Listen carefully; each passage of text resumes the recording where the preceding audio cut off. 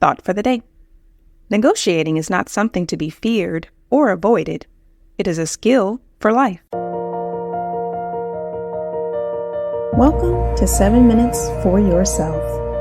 I'm Christina Aina, and I'm so glad you've joined me for what I believe will be 7 of the most enriching minutes of your day.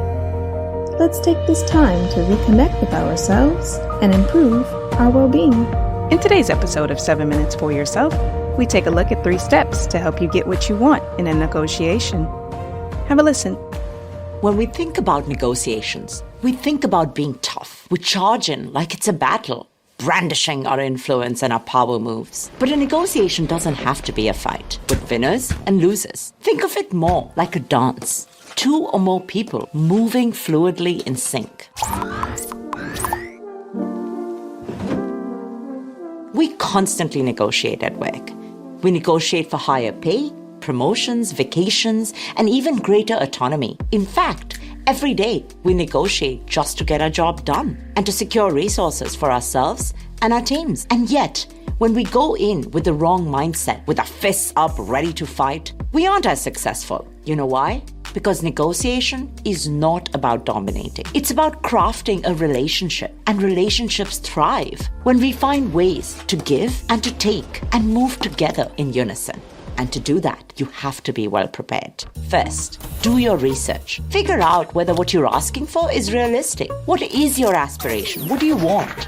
And what will make you walk away from the table? This might seem obvious, but too many people don't think it through. Let's say you're negotiating for a salary in a new job. Some people, they determine their ask based on their past salary. That isn't a good yardstick. You may end up asking for too much or too little. Instead, find out the range of what is possible. Look at industry reports, websites. Talk to people in your professional network to find out the lowest, average, and the highest salary for a similar role. And then make your ask closer to that upper limit. Build a solid rationale for why you are above average and thus deserving of that ask. Let's say you're negotiating for something less black and white, like the ability to work from home, to care for an aging parent.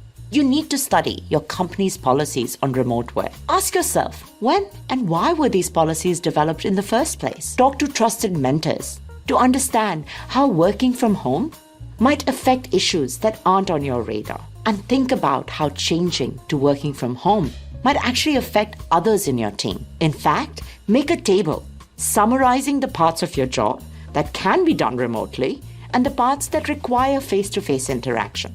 This may sound like a lot to do, but when the person you're negotiating with sees that you've done all this homework, you're more likely to get that yes. It also helps you avoid being lied to while building the person's respect. Second, prepare mentally for the negotiation. Asking for things can get emotional. They're real and complex feelings at play. Fear, anxiety, anger, even hurt. It's essential to have strategies in place to manage those feelings. One strategy is to adopt a mindset of defensive pessimism. That just means that you accept obstacles and failures are likely in a negotiation. So it's better to put your energy in imagining the ways to overcome those obstacles. That way, you're ready to respond when you face it. Another strategy is emotional distancing. That is the idea of being less attached to any specific outcome. I know it's easier said than done. We all feel emotions like anger and hurt when our core identities are being threatened. When your manager may be challenging a truth that you hold dear about yourself, like you're a hard worker and you deserve this. Try and avoid thinking of negotiations as the ultimate test of your worth. Go in knowing that your requests might be met, that it might be denied, and that none of this is a measure of your worth. Also know that if you feel yourself getting upset, hurt during a negotiation, it's okay to step back. You can leave the dance floor and move up to the balcony. Just say, let me think about this a little more. Could we press pause and continue this tomorrow? The third and the final way you can prepare for negotiations is by putting yourself in the other person's shoes, taking the time to anticipate the other's needs and challenges. What pressures may they be under? What risks would they be taking? Do they even have the power to give you what you're asking for? What ripple effects might a yes mean? When you make that request, Look to balance assertiveness about your own needs with a concern for the other. As you lay out your case, use phrases like, I'm asking for this because I know it's good for my team, that I want to achieve X and Y goals, and I know this is what will enable it. Arguments like that show that you're ambitious, you know what you want, but you also care for others.